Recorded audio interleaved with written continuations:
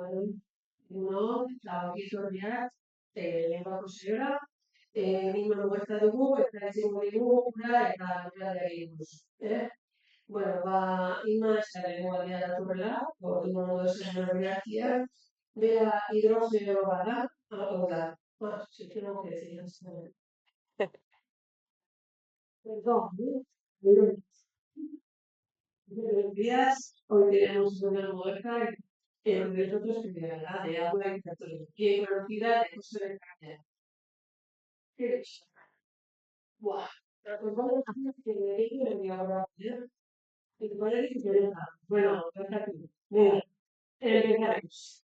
Buenos días. Hoy tenemos una muestra de agua y tiene que ver bueno, Tima no es la primera vez que está con nosotros, yo sé que conocemos su trayectoria. Os voy a decir que es hidrogeóloga, es decir, que está especializada en aguas subterráneas y ha investigado durante años estas aguas y los suelos subterráneos.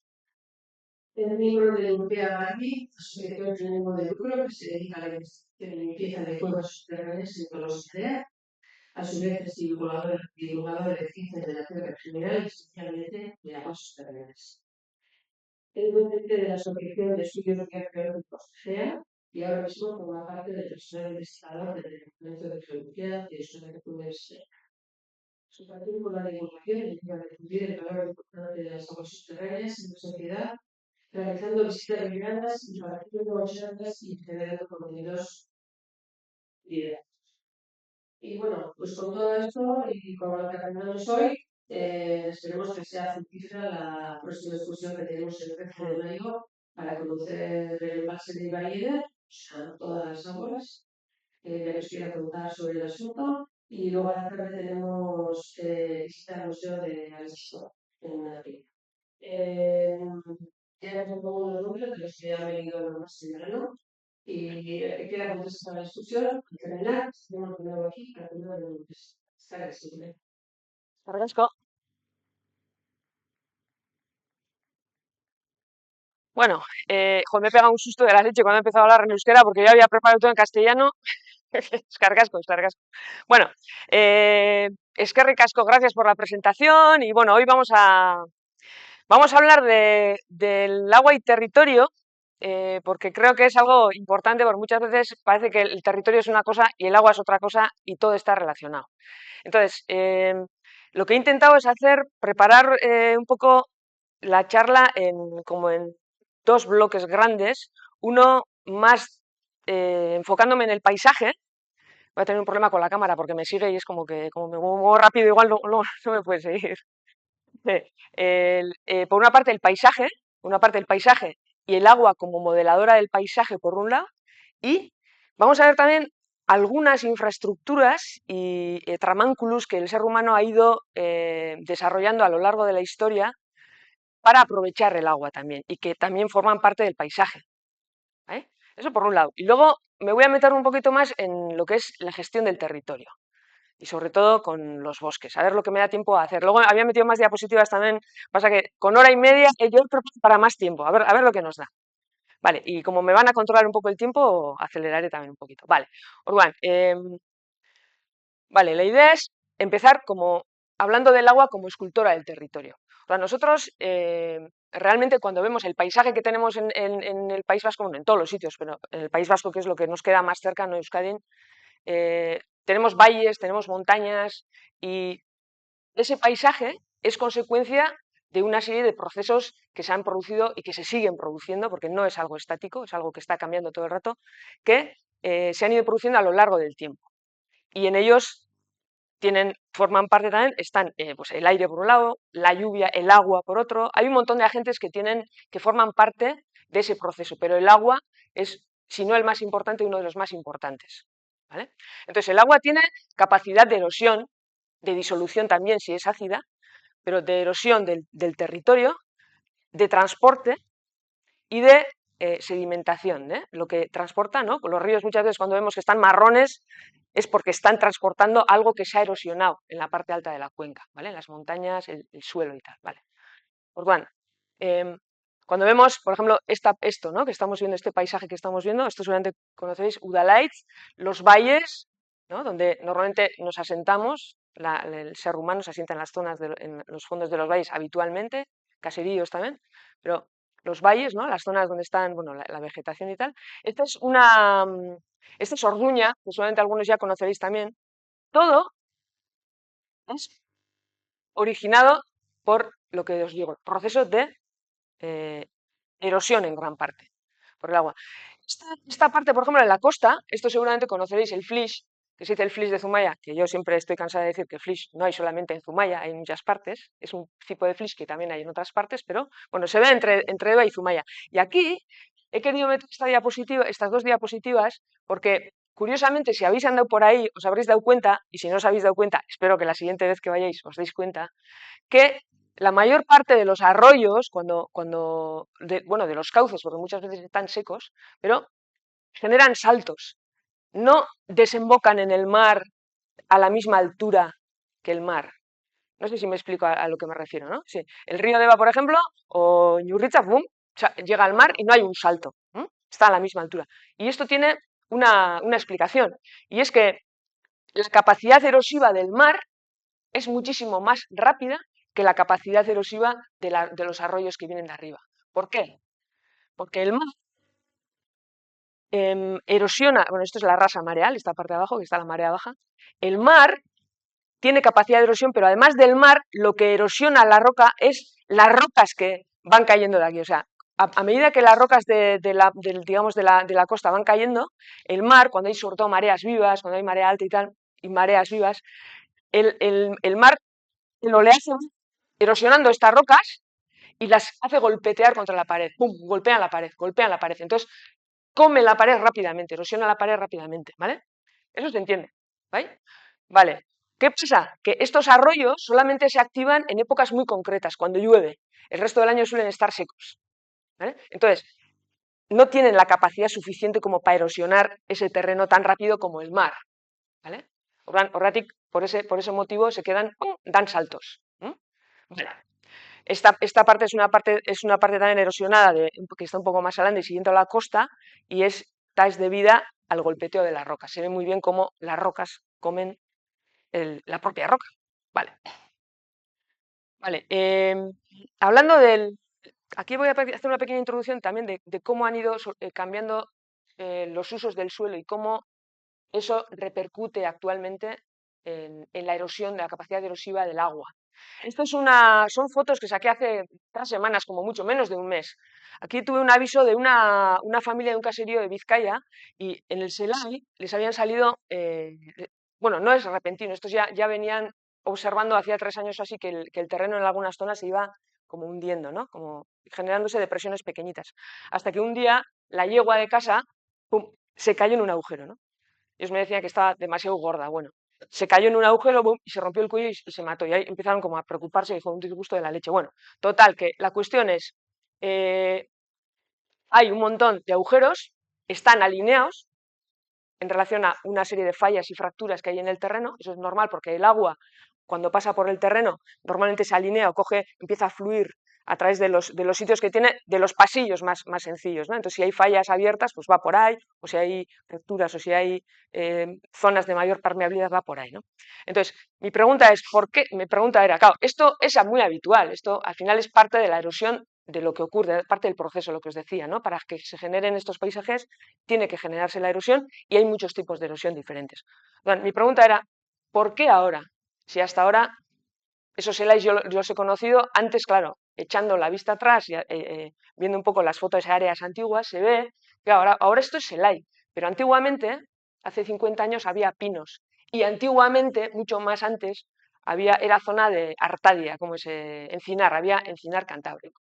Entonces, ¿qué ocurre? Es muy importante luego retomar este tema de la gestión del territorio, porque no es lo mismo que en un suelo, que en una zona, que en un terreno haya un tipo de vegetación u otro, porque eso afecta a la disponibilidad del agua. O sea, si nosotros tenemos un bosque autóctono, como puede ser el encinar, por ejemplo, el encinar tiene sus peculiaridades, pero bueno, vamos a ver, por ejemplo, un hayedo o un robledal, lo que sea.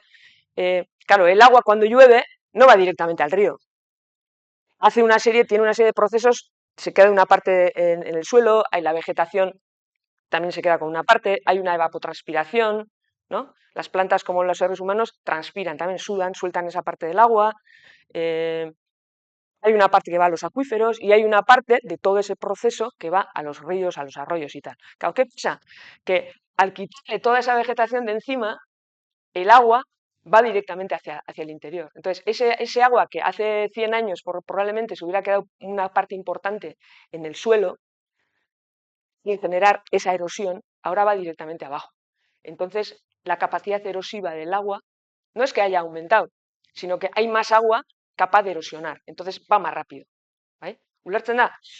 Entonces, va, por eso se ha como, digamos, acelerado, digamos, el proceso de erosión, ¿no? O sea, fijaros hasta qué punto el ser humano tiene su influencia, incluso en la modelación o en las formas del relieve, ¿no? Vale. Bueno, está también la disolución en zonas kársticas, en zonas donde hay rocas que son susceptibles de ser disueltas, pues porque tienen yesos o porque tienen carbonato cálcico. Si el agua tiene cierta acidez, se disuelven, entonces se generan cuevas, se generan acuíferos kársticos, manantiales enormes. Bueno, ese sería el paisaje del interior de la Tierra. Y lo que os decía, claro, cuando el río erosiona, nosotros, claro, cuanto más erosiona, los ríos más marrones van, ¿vale? Eso es importante, porque muchas veces vemos el río, ¡uy, qué marrón está! Bueno, antes no bajaba tan marrón y nos quedamos ahí. Pero eso tiene su repercusión, incluso en la formación de las rocas. Porque la formación de las rocas, de rocas sedimentarias, me refiero sobre todo, que en Euskadi son la mayoría, rocas, un tipo de roca concreta, se forman en los fondos marinos. El flysch, los diferentes tipos de flysch, son capas que se han ido depositando a lo largo del tiempo, gracias a que los ríos han ido trayendo sedimentos y han ido millones y millones de años formándose capas y capas y capas y capas y capas, y luego, bueno, ha habido unos procesos geológicos y ahora las vemos verticales casi, ¿no? En la costa entre Deva y Zumaya, por lo menos. Entonces, claro, ese régimen de sedimentación, claro, ahora llega más sedimento que hace 100, 200, 300 años, y ese agua que está llevando los ríos, os veis aquí como, esto es la desembocadura del río Deva, cómo se queda aquí marrón, pero este marrón es lo que se ve, pero hay sedimentos muy finos, muy finos, muy finos, que entran hacia el interior del mar kilómetros y kilómetros y kilómetros y tardan semanas, meses en depositarse en el fondo. Esos son los que, bueno, ahora claro, estos 100 años, 200, 500 años en la edad de la Tierra no es nada, pero si este proceso siguiera de esta manera, con una tasa de erosión tan alta, eso seguramente dentro de millones de años, alguien, si el ser humano siguiera viviendo, vería rocas que se han formado no sé cuántos millones antes y vería, ahí estaría la influencia nuestra de esta sedimentación. ¿Vale? ¿Se entiende? Vale, vale. ¿Hasta qué punto? Bueno, seguimos hablando del paisaje, estos son las marismas de Urdaibai. Aquí tienen efecto dos aspectos. Por una parte, esto es una danza entre la marea, entre las mareas, ¿no? La entrada de agua del mar, que llega hasta bueno, llega bastante arriba. Esta es la desembocadura del río Oca.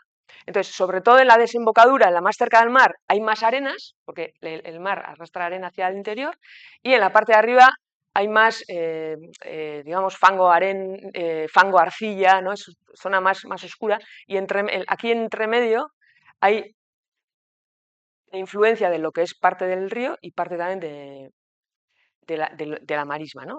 Da un paisaje que, bueno, tiene sus peculiaridades. Aquí en la parte alta veis que hay un canal muy recto. Esto hace muchos años se intentó desecar para utilizar como tierras de cultivo. Se consiguió en parte, pero siendo una marisma, pues es bastante difícil conseguir secarla del todo.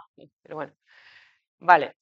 Paisajes diferentes. Bueno, la sedimentación, lo que os comentaba, ¿no? Cómo se van depositando los materiales. Y luego también quería incidir un poco esto brevemente, el agua como creadora de rocas, que es lo que os he dicho, ¿no? O sea, muchas veces o sea, me gusta a mí comentar cuando vamos al monte y estamos en un monte, o sea, pues, Arriturri o Jaizkibel o Aizgorri o lo que sea, o por aquí, Pagoeta, ¿no? Eh, bueno, no vemos el agua, vemos la roca, vemos el agua, bueno, puede estar en el interior o no, pero quiero incidir en el hecho de que ese monte, esas rocas, no todos, pero la mayor parte de los de Euskadi están formados en ambientes acuosos y la mayoría de ellos en el fondo del mar. ¿Vale? Entonces siempre intento sacar a la luz o poner conciencia en que el agua también está presente. Sin el agua esos montes no se hubieran formado, ¿vale? Entonces aquí ya lo que os comentaba, el sedimento viene, ese marrón que hemos visto, esa foto que hemos visto marrón, viene de la plataforma hacia abajo, ¿no? En el interior, una especie de canales, y se van sedimentando en el fondo, y lo primero que se sedimenta son las rocas, las gravas, las arenas más gordas, y luego se van sedimentando las menos gordas, ¿no? Uno de los motivos de que el mar Cantábrico sea tan poco agradable para los buceadores y buceadoras es que tiene muy poca visibilidad, comparando con el Mediterráneo, por ejemplo, o con otros mares, ¿no? O con otros océanos. ¿Por qué? Precisamente por esto. Los ríos del País Vasco llevan mucho sedimento porque en Euskadi llueve bastante, ¿no? En general, parte de la gestión del territorio, cómo se gestiona, llueve bastante. Entonces, como llueve, pues está prácticamente todo el rato llegando sedimento, entonces no hay muy buena visibilidad, solamente puedes ver como 5 o 10 metros como mucho, entonces la mayor parte de los buceadores se van a otros sitios a bucear. Vale, en verano está más limpio normalmente, más gardena, ¿vale? Más transparente. Vale, bueno, por ejemplo, mira, Amboto. Amboto es un arrecife de coral. Amboto, Pagoeta, Udalaitz, o sea, los montes más altos de Euskadi son arrecifes de coral que se han formado en los fondos marinos. Ahí. El Flis, por ejemplo, también. Este está sacado en Zumaya, pero bueno, el Flis está ahí en muchos lugares, está lo mismo. El Jaizkibel, lo mismo. Estos son los conglomerados que hay, un tipo de roca que hay en Ondarroa, lo mismo. Estos gravas, bueno, estos son todos, aunque no se vea el agua, está detrás. Si tenéis alguna duda, me paráis, ¿eh? O cualquier pregunta que queréis hacer, no tengo ningún problema. Vale, vale, entonces, ahora parte, digamos, la parte que igual más me gusta en esta charla, que es tipo la parte más romántica, digamos. ¿Quién puede alguna infraestructura relacionada con el agua? Por ejemplo, bota, a ver, cualquiera. Presa, vale. Acueducto, derrota, muelles, puentes, puentes, sí, sí, sí, sí, se no había metido, ¿eh? Vale, vale. Tenemos unos cuantos, bueno, se nos ocurre, es que la otra vez di una charla parecida, pregunté y se me quedaron así. Vale. Orduan, Beira, hau ezaguna, esto seguro que, seguro que conocéis. ¿Qué os voy a contar? Bueno, molinos y ferrerías. Los molinos y las ferrerías, esta es una foto antigua de Agorrey y tal. Y bueno, aquí tenemos, pues, esta es una de las que, bueno, antes de la Edad Media ya existían ferrerías, y luego algunas se reconvirtieron en errotas. Y aquí tenemos, había una ferrería y 4 errotas. Estuvieron medio abandonadas mucho tiempo y luego se recuperaron y ahora se suelen poner, ¿no? De vez en cuando la ferrería en funcionamiento y tal. ¿He sido yo? He sido yo. Barkatu. Vale.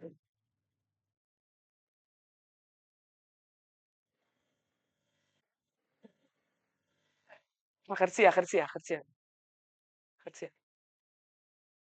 Jertzia, jertzia izango da. Bai, bai, barkatu, barkatu.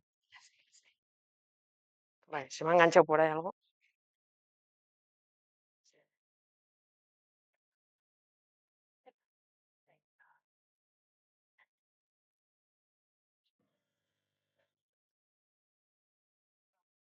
Joder, bai, hartu. Bai, ontxe, joder, chaval. Buah, incomodez, por Dios.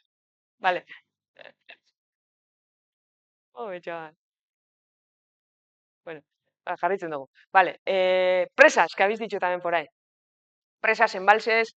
Mira, esta es la de Urdaibai, ¿vale? Que tiene una cuenca aproximadamente 28-29 kilómetros cuadrados. Ese iremos a ver, le daremos la vuelta el día 13. Por aquí os contaré cosas ahí también de la presa y del territorio. Y Valle de Erdau. Bai. Hau da, Articucha, esta ya no existe, esta la echaron. Ahí están haciendo un trabajo de recuperación de la zona, de los bosques y tal. Y esto es Riaño, por ejemplo. Esto seguramente os acordaréis de antes de que existiera la presa y de las polémicas que hubo hace muchos años. Este pueblo que es Riaño, este es el nuevo, pero el antiguo estaba debajo, se hubiera quedado debajo del agua. Entonces lo que hicieron primero fue construir el pueblo nuevo para que la gente pudiera salir y luego rellenaron. ¿Vale? Entonces tiene, bueno, sus partes buenas y no tan buenas, ¿no? Las presas hacen mucho daño en muchos aspectos en tema de ecosistemas y tal, ¿no? Pero bueno, no voy a entrar ahí, vale. Esto es un poco para poner consciencia de las infraestructuras que tenemos en relación al agua y que forman parte del paisaje, ¿no? Los neveros, el Úrsulo, que esto está en Isarraitz. Aquí en Pagoeta no sé si hay alguno. ¿Sí? Badao, vale. Nevera, vale, vale. Askak, los abrevaderos, ¿no? O Sinverde. Son canales, que este es un canal que todavía existe. En Euskadi hay muchos canales también. Muchos están ya en desuso, pero se utilizaban pues para llevar el agua a ferrerías o a centrales hidroeléctricas pequeñas o a rotas. Vale, luego los canales más grandes, a ver, al final un canal es un trasvase, estos son mini trasvases pequeñitos, pues luego están los canales, el canal de Castilla o el trasvase del Tajo Segura y estas historias, estos son enormes canales con esclusas y tal que llevaban el agua también. Este es del siglo XVIII. Vale, que va, además va hasta Valladolid, se ramifica y va desde Alar del Rey. Vale, 177 kilómetros, una cosa así. Bueno, luego están, estas a mí me gustan mucho, las norias de sangre. Se llaman norias de sangre, la típica del burrito que se suele poner en el nacimiento ahí en la Jayota. Pero estas son, ya en España prácticamente no hay, yo creo que ya están, las que había estaban por debajo de Madrid, por el sur de Madrid, en Ciudad Real, y estas se utilizaban para sacar el agua eh, cuando, en zonas donde el agua subterránea estaba muy cerca de la superficie. ¿Vale? Eh, entonces, las tablas de Daimiel, que ahora están secas, pero las tablas de Daimiel marcaban el nivel freático. Entonces, eso significa ese nivel que se veía ahí en lo que es el humedal, en el terreno estaba a la misma altura. Entonces, con el burrito lo que hacían, tenían dos norias, una horizontal, que es donde el burrito iba dando la vuelta, y luego estaba unida a una vertical, y hacían que eso es la horizontal, es esta es la vertical, y tenían unos cacitos, y a medida que el burrito iba dando vueltas, pues esos cacitos tic, tic, subían el agua y llenaban el depósito. Hoy en día, pues a raíz de mediados de los 80, que se empezaron que los campos pasaron de ser de secano a regadío, se empezó a sacar agua, una barbaridad, hay cantidad de pozos, se hicieron pozos ilegales un montón, todavía hay muchísimos pozos ilegales y cada uno saca lo que le da la gana, entonces se saca más de lo que entra. No da tiempo al acuífero a recuperarse, entonces el nivel está muy bajo, muy bajo, muy bajo, entonces ya los burritos ya no es un sistema que pueda funcionar. ¿Vale? Vale, están los pozos también, los pozos de agua porque se acaba con el balde. ¿Eh? Con el balde, bueno, también como había sistemas diferentes, bueno, el pozo al final es un agujero hasta el nivel freático y se saca el agua, ¿vale? Y luego bueno, esto es una antigua noria de sangre que está abandonada. De estas hay un montón. Si vais de Ciudad Real de Ciudad Real hacia el sur, vais a ver un montón. ¿Vale? Esto está indicando que ahí había agua subterránea relativamente cerca de la superficie hace muchos años. Vale. En Egipto, por ejemplo, en las zonas en Egipto se suele hablar mucho del Nilo, ¿no? La importancia del Nilo, del agua del Nilo en los templos y en el desarrollo de, de- de esa civilización, ¿no? Em, Se utilizaban los nilómetros, que no eran otra cosa que pozos, que estaban pues, prácticamente al lado de cada templo había un nilómetro, y se utilizaba para para predecir cómo iban a ser las cosechas ese año. ¿Pero por qué? No son otra cosa que un pozo, o sea, realmente son pozos, pero le llaman nilómetro. ¿Por qué? Porque, bueno, y dentro hay muchos tipos diferentes, ¿eh? Tienen una especie de regletas en las que cuando el nivel sube va cogiendo diferentes alturas, ¿vale? Entonces, mirar, ¿eh? Sería el río Nilo, esto es un esquema, es el río Nilo. Entonces, claro, el río no acaba donde vemos el agua, por debajo, subterráneamente, es como en Salud de Neva y en Zarauz también, tú haces un agujero en la playa y hay agua subterránea, tú haces un agujero en donde está la estación de tren y hay agua subterránea, ¿vale? O sea, por debajo hay agua subterránea, está realmente nivelada con el nivel del río. Si el nivel del río está más alto, ese está más alto. Si el nivel del río está más bajo, ese está más bajo, ¿vale? Orduan, claro, estos tenían, al lado si el templo estaba aquí, hacían ahí un pozo de 20, 30, 40, 50 metros y, claro, ese nivel está unido al río Nilo, al nivel del río Nilo. Si el nivel bajaba, en el pozo también bajaba. Si subía, en el pozo subía. Entonces, en épocas de inundación, entre junio y septiembre, escogía este nivel. Si ellos veían en esta época que subía, ya sabían que las cosechas iban a ser buenas. ¿Por qué? Porque en época de inundación, lo que os decía, el río va arrastrando sedimento. Normalmente el sedimento no es solo arena y arcilla, es también materia orgánica. Entonces deposita en las zonas aledañas, esos son los campos cubiertos de ese limo con materia orgánica, ¿no? Que ha traído el río, entonces son, bueno, buenos para la siembra, ¿no? Eso es lo que hacían los egipcios, se fiaban de eso. Vale. Luego están los molinos de viento. Si habéis estado en Mallorca hay un montón, cientos de molinos de viento, los antiguos, los más nuevos, y se utilizaban para extraer agua también. ¿Vale? O sea, es el mismo sistema que esas ruedas de madera que hemos visto, pero en vez de haber un burrito moviéndose, dando vueltas, lo que hacen es, las aspas dan vueltas con el viento, gracias al viento. En Mallorca hacen viento de la ostra todo el rato, casi todo el rato. Entonces, con eso tienen ahí una bomba y va sacando agua, ¿no? Sería bueno, es lo mismo, y este es lo mismo. Vale. ¿Qué ocurre? Que en Mallorca, como en muchos otros sitios, está pasando lo mismo, que el nivel freático están sacando tanta agua que al final se están abandonando. Casi todos están abandonados ya. O sea, hay muy pocos que estén funcionando.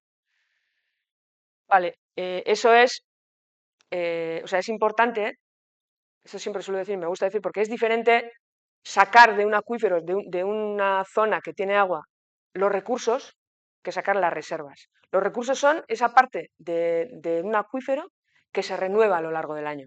O sea, tú no puedes sacar más de lo que entra y se renuevan con el agua de lluvia, por supuesto. Si tú sacas más de lo que llueve, el nivel va bajando, va bajando, va bajando, va bajando, y llueve un poquito, pero no se recupera. Y al final lo que ocurre es que el acuífero al final se deja de funcionar como acuífero. ¿Por qué? Porque cuando se saca mucha agua, claro, el agua está en los poros, en las fisuras pequeñitas, y hace presión también, y de alguna manera sostiene el terreno. Cuando sacas mucho, durante mucho tiempo, y el agua va bajando mucho, el terreno se va hundiendo. Entonces, esos poros, esos fisuras y tal, que antes estaban abiertas, ¡pup!, se compactan y se cierran. Entonces, es irrecuperable, ya no va a volver a funcionar como un acuífero, eso es importante, ¿vale? No, esto es, lo digo porque muchas veces se dice, va, pero yo soy ya, va, luego ya si ya se dejan, si ya se cierran los pozos de bombeo ilegales y tal, bueno, ya se recuperará. No hay vuelta atrás. Vale. Vale. El siguiente, las fuentes y los lavaderos. Esto, aquí quería hacer también un homenaje a las mujeres, porque eran las que más utilizaban los lavaderos y tal, ¿no?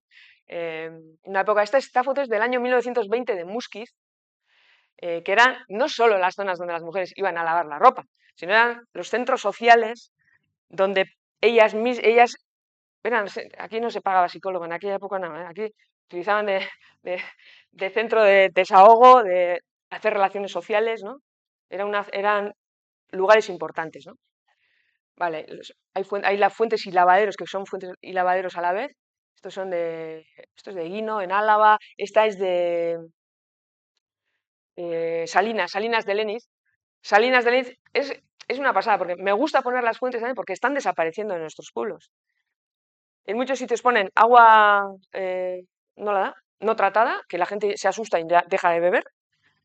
En otros sitios directamente están metiendo hormigón y tapando las fuentes, y no sé por qué razón, porque el agua tiene que salir por algún lado, y si no sale va a generar problemas en garajes subterráneos y demás, o en humedades en casas y tal. Bueno, el agua tiene que salir. Este es de Albistur, es precioso. Este es hexagonal, este lavadero. Está renovado, ¿eh? Y esta es de Cestona, ¿vale? La mayoría están en zona, o sea, cerca de manantiales. ¿En serio? A ver, igual me he ido demasiado lejos.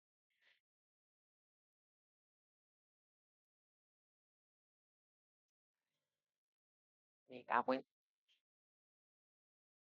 A ver, Intendencia, que no funciona esto. Cerrar, insertar esto. La batería se está agotando, me dice aquí. Hay que enchufar esto a la red. Ay, pues igual está mal metido, ¿eh? Hemen agertzen da. Espera, hor dago. ¿Está bien enchufado? ¿Todo bien?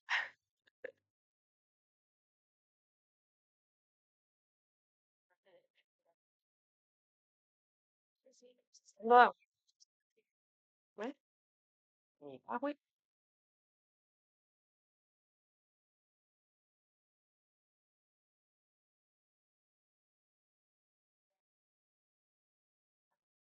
Ya, si no solucionamos, igual sale otra vez el mensaje. Bueno,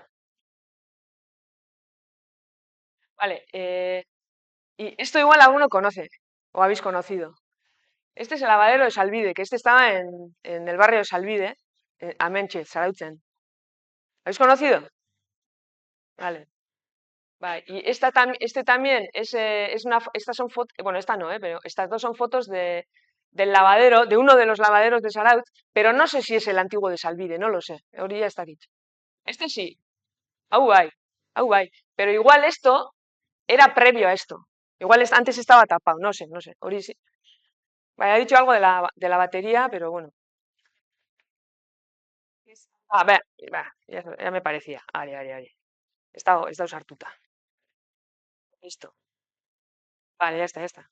Vale, Orisa, Orisa. Vale. eh, vale. O sea, antes de los lavaderos eh, se solía lavar la ropa y normalmente la ropa, sí, en el río. Pero solían, esto eran siglo XVIII, XVII, XVIII, bueno, antes también, ¿no? Y los lavaderos ya se empezaron a hacer para dar un poco de comodidad a las mujeres, para que en época de lluvias y tal pues, estuvieran protegidas, para que tuvieran un lugar eh, pues, tranquilo, ¿no? Porque aquí imaginar en el río y tener que lavar y con lluvia y tal, vale. Y luego también era época también, antes de lavar en el río, ya empezaron formas de cólera, porque antes, claro, no todo el mundo tenía acceso al río. Y en cualquier pozo, lo que sea, solían intentar, pues, intentar lavar algo, pero solía haber muchos problemas con el cólera y el cólera se transmitía a través del agua. Entonces, por eso le dieron importancia también a los lavaderos y tal. Vale, vale. Los balnearios también. Balneario de Cestona, que está todavía en funcionamiento. Alzola, que ya se utiliza como embotelladora. En Carranza hay otro, que es el mismo, que está funcionando también, aguas termales. Y luego el de Otalora, Arechavaleta. En Arechavaleta hubo varios, en Arrasate también, en Oñati también, tenían aguas sulfurosas. De hecho, los manantiales existen todavía. Algunos de ellos están tapados porque hay polígonos industriales y tal, pero existen. En el monte se ven y de hecho huele muchísimo a huevos podridos. Vale, bueno, los trasvases, lo que he dicho antes, este es el canal de Navarra, inaugurado en el 2006 para regadío. Vale. Acueductos, que antes habéis dicho. ¿Conocéis este? En Ulía. Si habéis ido de pasajes o sea, de Donostia a pasajes, por la GR, porque claro, ahí se puede ir por muchos caminos, vais por la GR y se pasa por la Fuente del Inglés. Y a lo de la Fuente del Inglés se pasa que este, como no hagan algo en la vegetación, ¡pum!, se lo va a comer. Y este, de la Fuente del Inglés, este acueducto se hizo para llevar agua a Donosti. En el siglo XIX, principios del XIX, Donosti se abastecía de las fuentes de la Fuente del Inglés y otras fuentes que van hacia el norte, hacia el mar. ¿Vale? Y se hicieron también luego en el año 39 unos túneles, que igual conocéis también, dos túneles, para llevar el agua desde Ulia, desde el norte, que el agua iba hacia el mar, para llevar a pasajes. Cuando ya en el año 39 el puerto de pasajes empezó a crecer, necesitaban agua, hicieron un túnel para llevar el agua. Bueno, aquí hay varios acueductos, el de Segovia, el más conocido, bueno, la Muñeca, hay un mogollón de acueductos. Algunos, gran parte de estos acueductos, que lo que se ve es la parte superficial, hay una parte importante que está enterrada, donde va el agua, pero eso no se ve, esa parte no se ve. Bueno, y luego los aljibes. Aljibes no son otra cosa que depósitos. Estos son en Almería, por ejemplo, hay un montón de este tipo. Aljibes que utilizaban el agua, almacenaban el agua de lluvia. Cuando ya existían los tejados, cogían el agua que venía del tejado, ¿no?, del agua de lluvia, la canalizaban y la utilizaban para rellenar los aljibes, los depósitos enterrados, ¿no? En otros sitios tenían directamente canalillos que venían de manantiales que estaban a kilómetros de distancia y rellenaban los aljibes, ¿no? Vale. Por ejemplo, este depósito se puede visitar, este está en Ulía, y el agua de la Fuente del Inglés, ese acueducto pequeñito que hemos visto, casi comido por la vegetación, el agua iba aquí. Había dos depósitos, uno está ya hecho polvo, pero este se puede visitar. De hecho, organizan visitas guiadas gratis para ver este depósito. esto está en Estambul, y ese es un depósito normal y corriente de los que se hacen ahora. Bueno, ahora está, hemos cambiado, pero estos son de los años 70, 80, de hormigón, ¿no? Que este con concreto pierde agua por todas partes, ¿no? Vale, Salinas de Leniz, Gachaga, Salinas de Leniz. En Salinas de Leniz hay 5 manantiales pequeñitos que están a una distancia todos en 1 metro cuadrado, debajo justo de esta noria. Y esta es la noria original, de madera, que se utilizaba para, pues lo mismo que hacía el burrito, ¿no? Más parecido. Bueno, aquí no hay una noria horizontal, está vertical, está girando todo el rato, viene agua de arriba, viene aquí y la hace girar, y la hace girar. Y de abajo, esto tiene unas cadenas, y abajo el manantial está justo a 1 metro, 1,5 metros de profundidad, no, a los 5 manantiales, y coge el agua de esos 5 manantiales y la sube y la lleva a unos recipientes de metal que antiguamente se hacía fuego debajo para evaporar el agua y para quedarse con la sal, ¿vale? Y eso también se puede utilizar, o sea, se puede ver, Marcato. El Museo de la Sal de Salinas de Leniz se puede visitar y lo pone en funcionamiento y se ve cómo funciona. Vale. Y estas son las Salinas de Añana, que esto conocí yo cuando estaba abandonado en el año mediados de los 90, no, principios de los 90, que luego han ido recuperando poco a poco, pero cuando yo lo vi había una era, solamente una o dos, que alguna familia está utilizando, pero ahora bueno, ya está el museo, te hacen visitas guiadas y tal, pero todo esto se abastece de un manantial principal, que es el manantial, que lo tienen ahí así. Entonces, este agua va por una serie de canales de madera que también se mantienen, la sal mantiene muy bien la madera, por eso no se pudre, por eso se mantiene durante muchos años, ¿no? Durante cientos de años. Entonces, el agua se conduce a través de esos canales de madera a estas diferentes eras, y en verano, la producción de sal se produce en verano, cuando el sol calienta mucho, entonces el sol evapora. ¿Por qué en Salinas de Leniz se utilizaba el fuego y aquí el calor del sol? Porque en Salinas de Leniz están en un agujero. Entonces, cuando empezaron a explotar, ¿no? a producir la sal, ¿no? del agua, bueno, hoy en día también es un bosque cerrado y el sol prácticamente no entra. Entonces, la única forma que tenían de que el agua se evaporara era hacer fuego, ¿no? Vale, y es una zona muy chula porque además la sal era entonces se utilizaba como dinero, se utilizaba como moneda, pero además se utilizaba para proteger, para mantener la carne y tal, sí, de conserva, eso es. No había congeladores, no había frigoríficos, entonces se utilizaba la sal para conservar los alimentos.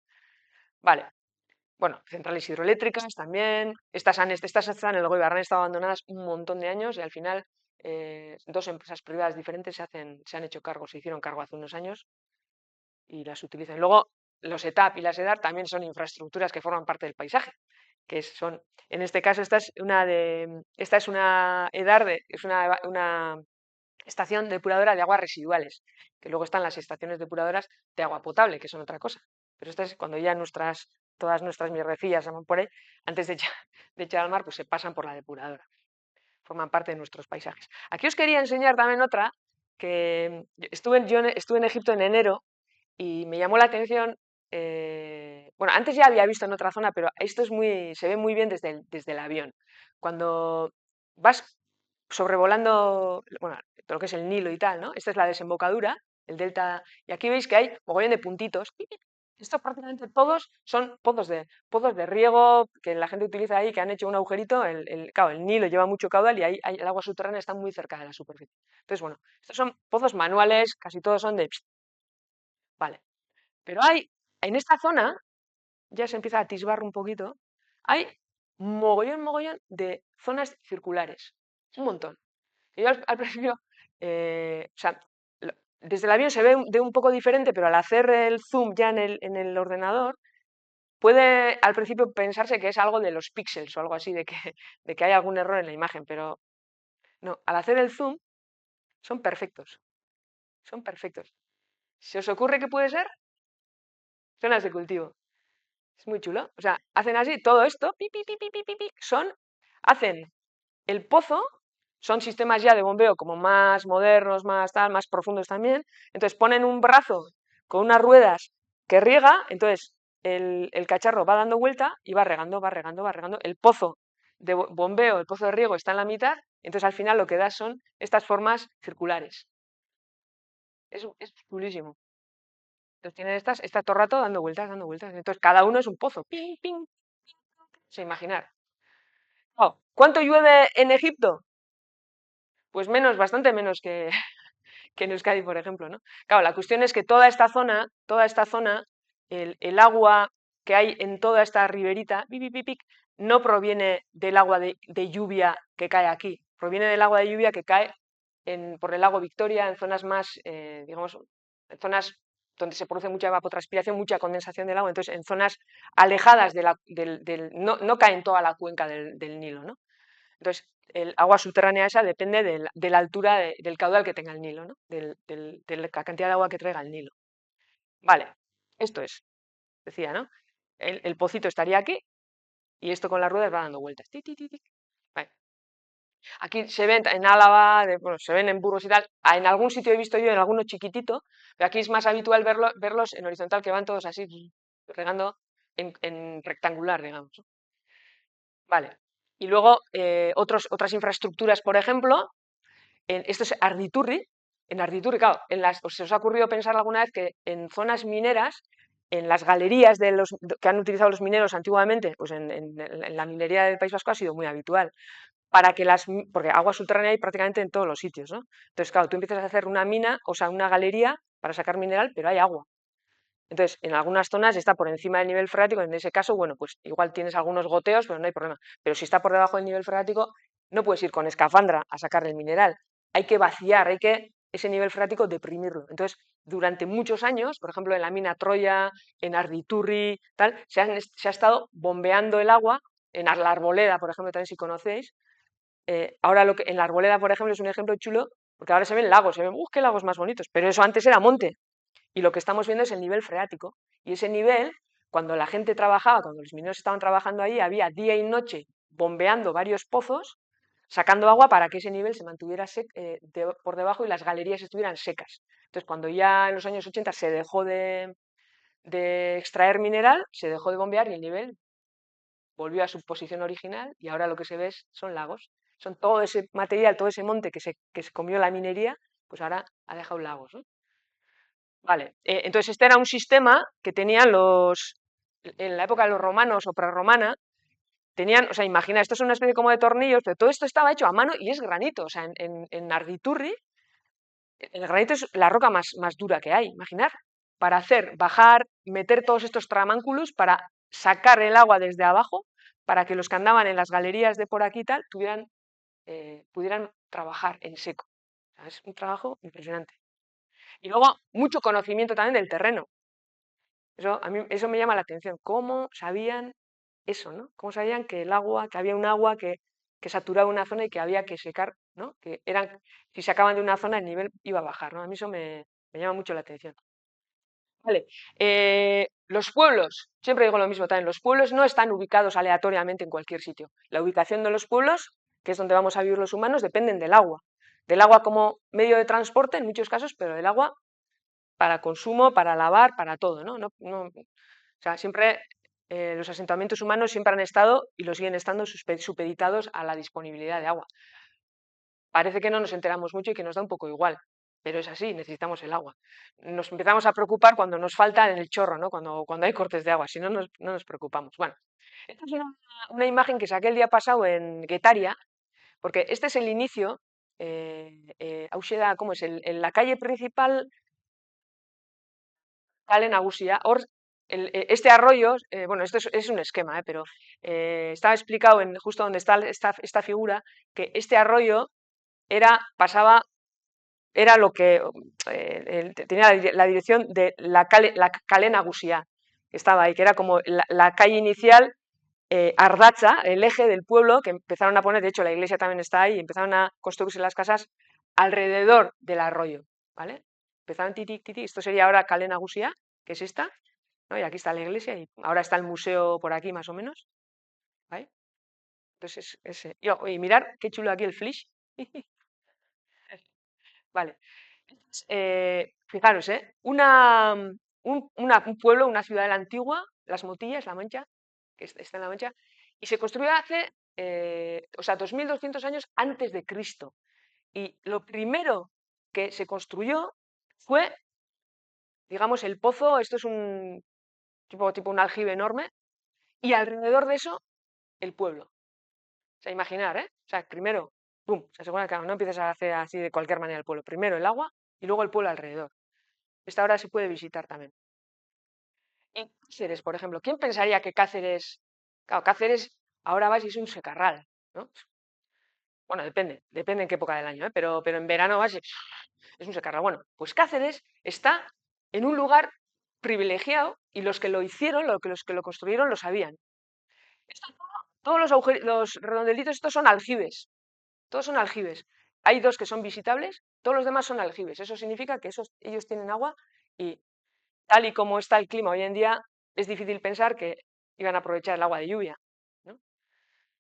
Aquí el secreto está en la geología, como muchas veces. Vale, entonces, eh, Cáceres es una ciudad, esto he querido ponerlo tal y como lo leí, es una de las pocas ciudades de España que carece de río y que tampoco se encuentra cerca de un macizo montañoso que le asegure el agua. Hay ciudades, por ejemplo, Málaga, Marbella y tal, que no es, o sea, tienen algún río, pero normalmente en verano llevan muy poco caudal, están ya muy contaminados y tal, y el agua, ahora ya no tanto, pero hasta hace no mucho, se abastecían de la Sierra de las Nieves, que está al sur, que es una zona que en invierno suele tener nieve, es un acuífero grande y tal, y bueno, a ciertos kilómetros se aseguraban agua, ¿no? En Cáceres no existe esa, no hay un macizo montañoso que les asegurara agua, ¿no? Es una excepción de la geografía española cuya explicación se encuentra en la geología. Si la geología del entorno, es decir, si las rocas del entorno hubieran sido otras, la ciudad nunca se habría erigido en este lugar. Entonces, el secreto está debajo. Los primeros colonos aprovechaban el agua subterránea y gracias a ella se asentaron ahí. El acuífero del que brotaba el agua subterránea se llama el Calerizo. El Calerizo. Entonces, por debajo está todo fracturado, y el poco agua de lluvia que caía, entonces seguramente llovería un poco más, hace unos cuantos cientos de años, el acuífero se iba rellenando, se iba elikatzen, como es, alimentando de ese agua, ¿no? Entonces, este sería el nivel freático, que cuando llovía subía. Entonces, ellos tenían hechos sus pozos, sus aljibes, en este caso, se llenaban con el agua subterránea y se abastecían de ese agua. Hoy en día ya pues, se abastecen de embalses y de presas que hay alrededor y tal, ¿eh? Y en este caso lo mismo, pues el nivel freático está mucho más abajo de lo que estaba antiguamente. Vale. Madrid, también. Madrid. Esto yo lo he sabido hace poco cuando estaba preparando la charla esta.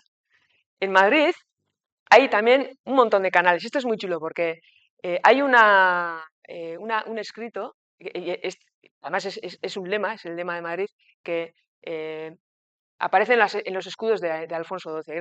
Fui sobre agua edificada, mis muros de fuego son, esta es mi insignia y blasón. Y de hecho, en el blasón, en el escudo de 1550, aparece una fuente, aparece agua, dos zonas, dos fuentes, sobre todo está abajo, dos fuentes. Ya el escudo es diferente, pero estaba erigido sobre agua, o sea, dentro de Madrid, toda la parte subterránea está llena de canales que utilizaban el agua, llevaban el agua a diferentes zonas para abastecer la ciudad, cuando era mucho más pequeña que ahora, claro. Vale. Este lema de Madrid, grabado en los escudos de las milicias de Alfonso VIII en el siglo XII, daba fe del protagonismo del agua sobre la que se asienta la ciudad. Su propio nombre deriva del árabe Mairit, que ya en el siglo XI aludía a los numerosos cauces de agua que la recorrían. Hasta la llegada de la corte en el siglo XVI, Madrid contaba únicamente con los viajes del agua, un sistema de captación y distribución de agua subterránea a través de una gran red de galerías de origen árabe. Canat. Este nombre lo vamos a ver ahora un poco más adelante. Cuanat, o Fogara o Jatara. Cuanat. Si veis, os he puesto aquí también la fuente, por si queréis indagar un poco más, porque merece la pena. Hay en los viajes del agua también, hacen también visitas guiadas y te llevan también en Madrid por algunos de estos túneles subterráneos. No todos, muchos están ya tan colapsados y en mal estado, pero... ¿vale? Vale. Y ahí había, bueno, cuando Madrid era pequeñito también, varios pozos surgentes. Van 1, 2, 3, 4, 5, 6, 7 pozos por los que el agua brotaba sin tener que bombear. O sea, hacías imaginar, había mucha agua, estaba bajo presión, se hacía el pozo ¡pum! Y salía. Tenían fuentes sin tener que bombear el agua. Y luego en Irán, se decía lo de Qanat, ese nombre, hay una serie de sistemas, más de 40.000, no sé, por algún sitio tengo por ahí. Bueno, hace más de 3.000 años, los agricultores iraníes en regiones áridas crearon qanats, canales subterráneos para transportar agua desde manantiales hasta sus campos. Claro, estamos hablando de un país desértico prácticamente desde hace muchos, muchos años, pero vive gente y la gente necesita agua. Entonces, estos idearon hace muchos, muchos, muchos años estos canales subterráneos para abastecerse, ¿no? Hoy en día hay más de 40.000 qanats activos, más de 40.000. Y de ellos, tres aproximadamente, hay 3 que están reconocidos como Patrimonio Mundial de la UNESCO. Entonces, lo que hacían era, detectaban un manantial que estaba, podría estar a cientos de kilómetros de distancia, entonces hacían pozos aquí, o sea, hacían un canal, o sea, detectaban el paso del agua subterránea, ¿no? Hacían los canales verticales, luego el horizontal, y lo llevaban a donde ellos estimaban oportuno. Hay 40.000, imaginar. O sea, bueno, aquí hay sin más. Es esto, lo que os quería enseñar es esto. Imaginar, o sea, tienes verticalmente los pozos podían tener unos cuantos cientos de metros también, exagerado, o sea, podían estar años haciendo. Estas eran obras faraónicas que pasaban años haciendo verticalmente los pozos verticales, horizontales, estos están trabajando aquí, van hacia ahí, mientras otros hacen verticalmente, a mano todo además. Y en superficie se ven así. Estas partes, tic, tic, son estas, pink, pink, pink, pink, que son estas, pink, pink, pink, pink, pink. ¿Ves? Todo esto. Imaginar, ¿eh? Y al final llegaban, esto sería el agua que alumbra, o sea, esto sería ya aquí, ya donde alumbra el agua que ellos han querido que llegue hasta ahí. ¿Vale? O sea, es impresionante. En otros países también hay, pero quizás los más emblemáticos así sean los de Irán. Vale. ¿Sí, Goyas, cómo vamos de tiempo? ¿Por Gucci? Ah, vale, vale, hondo. He ido rápido, estaba tensa. Sí. Vale, hondo es, se oye, se entiende, ulertzen da, va, fenómeno. Vamos ondo. Vale, Orduan, bai.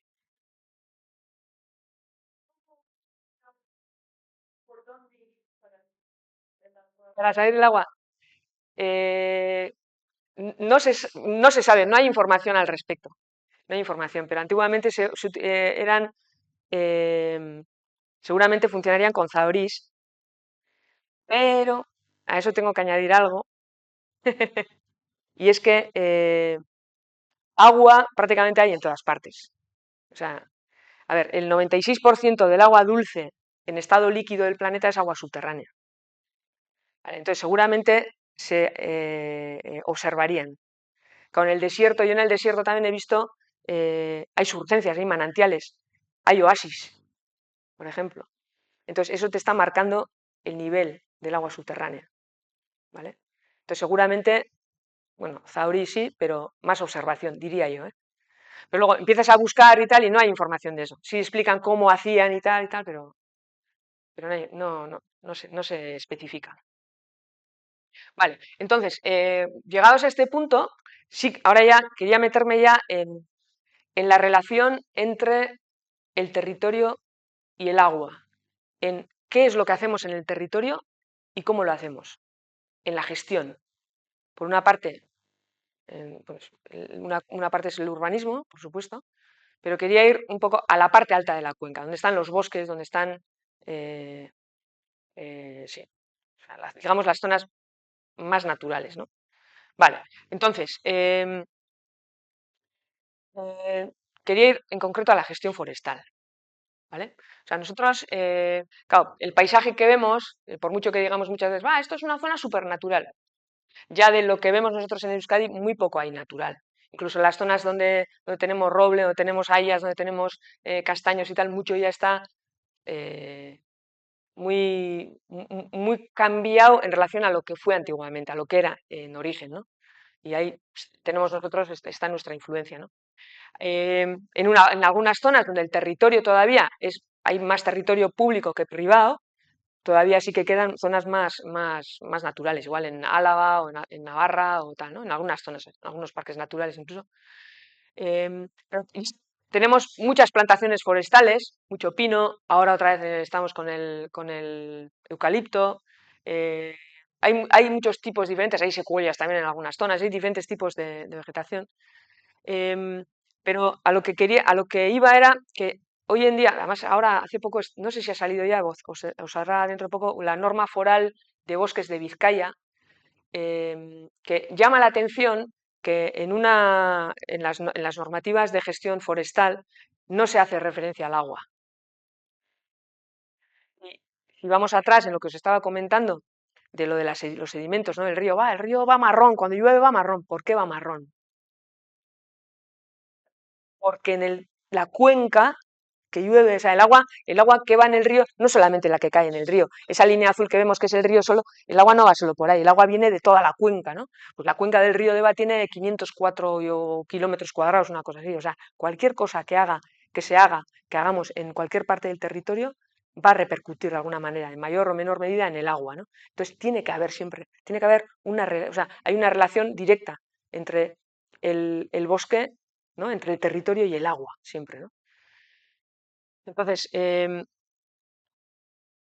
diferente, por ejemplo, cuando se saca, o sea, una cosa es lo que se plante, cómo se plante, cuándo se plante, pero luego otra cosa es cómo se saca, ¿no? Estamos acostumbrados aquí a las entresacas, a hacer un montón de pistas, a dejar todo patas arriba, al final todo se genera muy de barro, se queda mucho suelo suelto, luego cuando llueve, ¡bum!, ¿no? Te lleva todo directamente a los ríos, ¿no? Eh, estoy yo en la universidad formando parte de un proyecto en el que se está probando, estamos recogiendo datos en los propios ríos y arroyos, en zonas de cabecera de algunas cuencas que se utilizan para abastecimiento, ¿vale? Se utilizan para beber. Hay zonas en Euskadi que se utiliza agua subterránea para beber, pero en muchas zonas todavía se utiliza agua superficial de las cuencas altas, ¿no?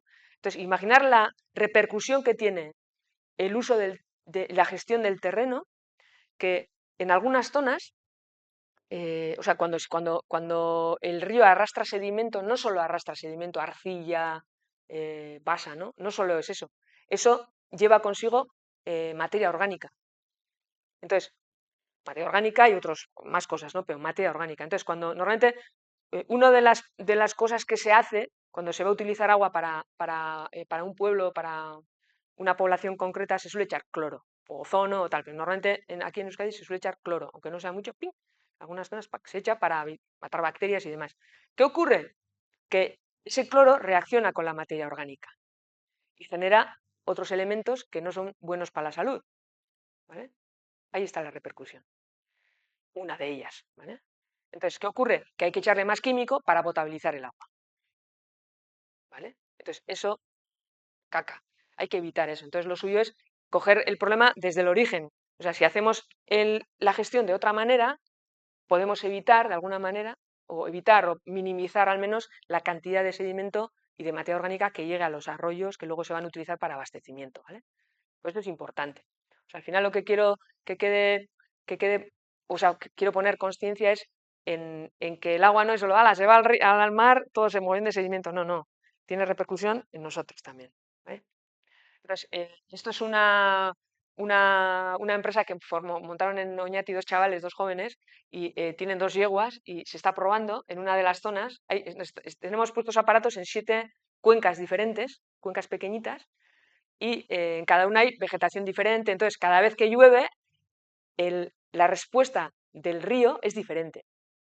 Más sedimentos, menos sedimentos, tal, dependiendo de la vegetación que hay, de cómo se saca, tal, ¿no? Se puede sacar por cable. Bueno, esto no hemos probado nosotros, pero esto en algunas zonas se hace, sacan por cable para evitar el arrastre del terreno, para evitar la erosión, para minimizar la erosión, ¿no? Pero esto sería cómo queda cuando se hace una entresaca, las pistas, ¿no? Cómo se queda todo de arcilla, todo hasta de sedimento suelto, ¿no?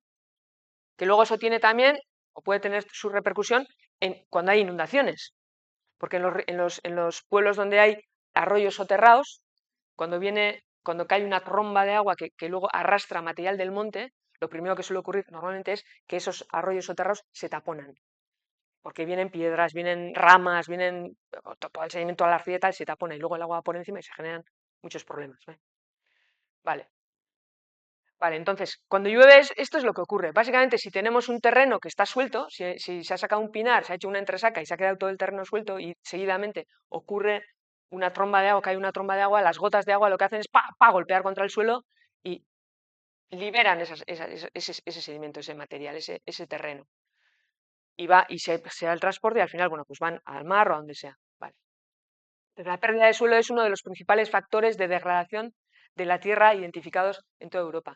Y la pérdida de suelo es importante, es un problema, porque un suelo no es solamente un suelo donde pisamos, un suelo es riqueza, un suelo, para que un suelo se desarrolle y tenga la capacidad suficiente para generar vida, materia orgánica, estructura, oxigenación, tal, ¿no? Carbono, tal, se necesitan un montón de años. No sabría decir cuántos, pero un montón de años. ¿No? Una vida humana, 10 vidas humanas no son suficientes. Entonces, nuestra forma de vivir está generando también la pérdida de suelo. Y la pérdida de suelo para nosotros es un problema. Es un problema. Porque si no tenemos suelo de calidad para luego poder hacer uso de él para producir, ¿no?, lo que necesitan nuestros alimentos y demás, es un problema. Vale, mira. Igual os suenan. Esto es Ondarroa. Cuestión de sube. O sea, que viene el río, el riachuelito este que suele llevar poca agua, viene por aquí, ha entrado todo esto, todo marrón. Y esto es Ea, la desembocadura del Ea. ¿Eh? Un día de lluvia, ¿cómo van? ¿Vale? Entonces, hay bastantes trabajos, ¿eh? Incluso en mi departamento también han hecho varios trabajos y se está calculado también la cantidad de toneladas de tierra que llegan al mar. Bueno, no todos los años son iguales, no siempre llega la misma cantidad, pero se puede saber cuántas toneladas más o menos. Se ha hecho en varios ríos pequeñitos y tal, y son un montón de toneladas, cientos de toneladas al año que van al mar. ¿Vale? Y eso es suelo perdido en la cuenca. ¿Vale? Vale. Esto es un esquema, ¿no?, de lo que sería una cuenca. Esto, imaginar bueno, Iñurritza o el Deva, por ejemplo. Entonces, esto sería la cuenca. Y esto significa que toda el agua de lluvia que cae aquí, ¿vale?, va al río a través de los arroyos. Tal, no sé qué. Entonces aquí tenemos diferentes tipos de vegetación, ¿no? Y veis cómo lo que se haga repercute, al final llega al arroyo. ¿Vale? Luego están aquí las aguas subterráneas, los pozos. Entonces, una parte es lo que llueve, la precipitación, ¿vale? Otra parte es, claro, hay una parte, es muy importante, esto es tener un poco claro el concepto de lo que es el ciclo del agua, el ciclo hidrológico, que muchas veces suelo hablar de él, ¿no? Una cosa es lo que llueve, pero de lo que llueve solo una parte llega al río, ¿vale? Lo que os he dicho antes.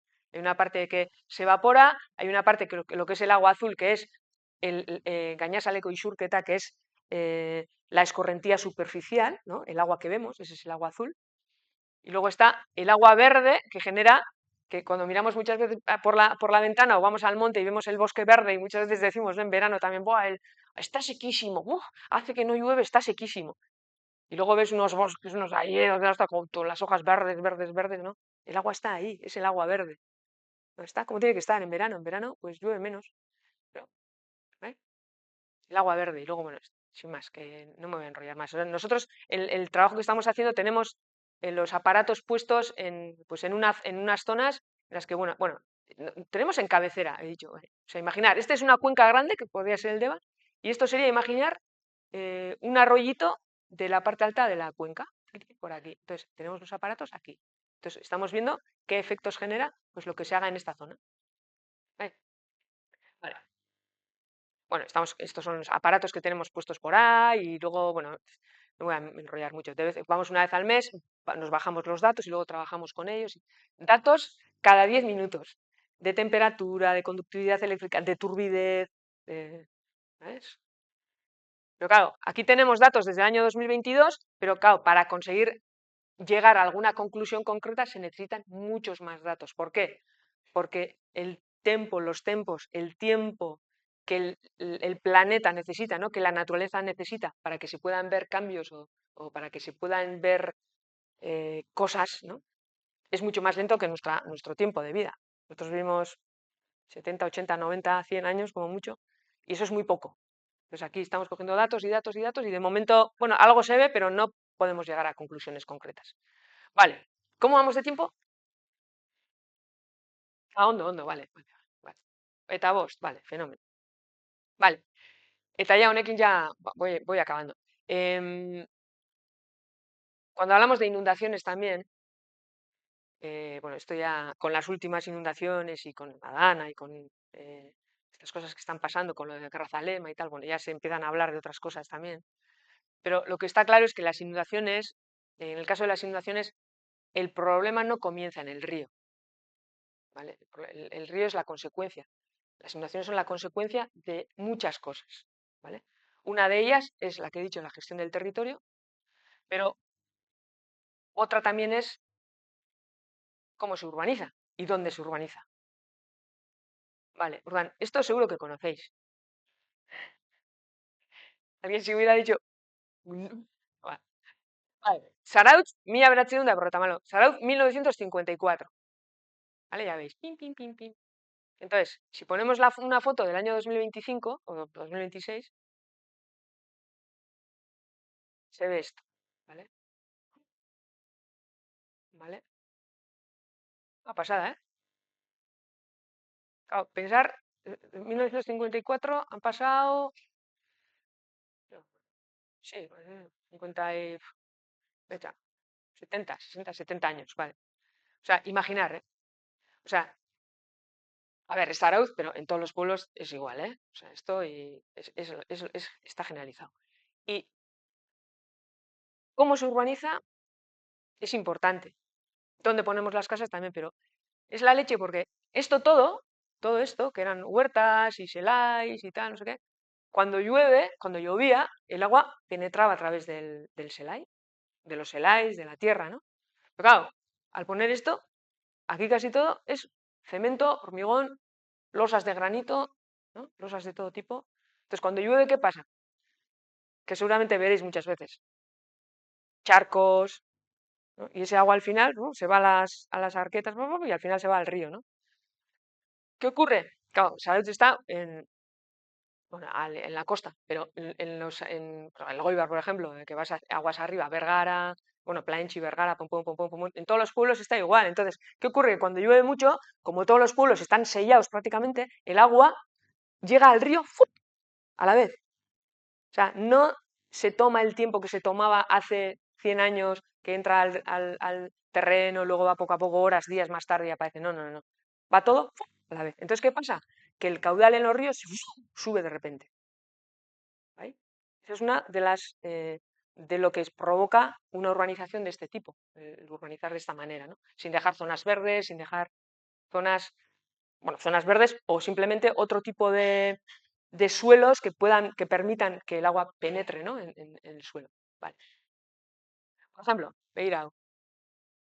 Esto también os suena, ¿a que sí? ¿Ves? Por poner un ejemplo, ¿no? Eso es lo que pasa, ¿no? O sea, si normalmente en un suelo abierto, descubierto, el agua entra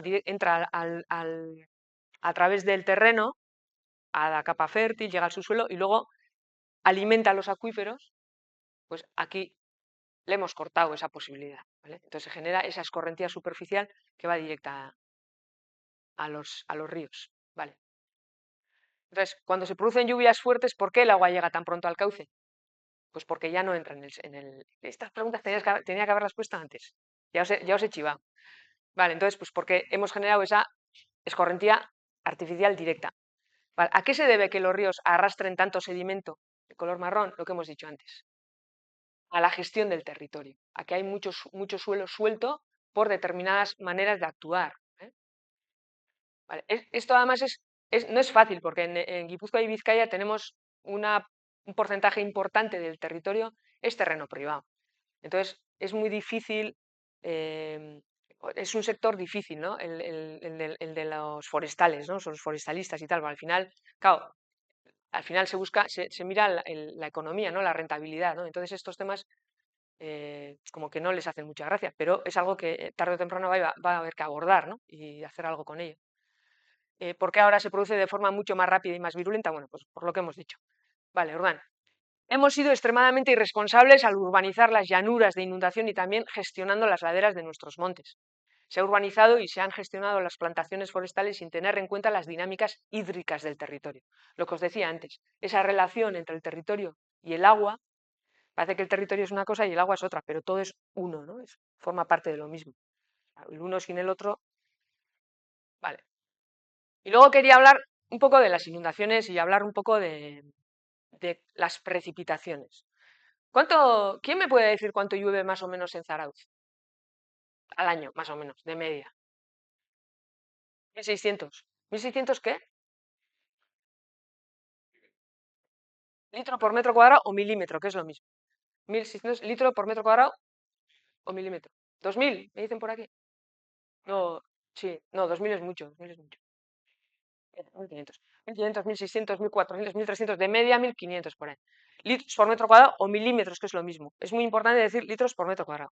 En un año, que es diferente, decir 1500 en un mes, es diferente. La intensidad es muy importante. Vale, Urban, quería comentaros esta parte del tipo de las inundaciones. Cuando se habla de inundaciones se generaliza mucho.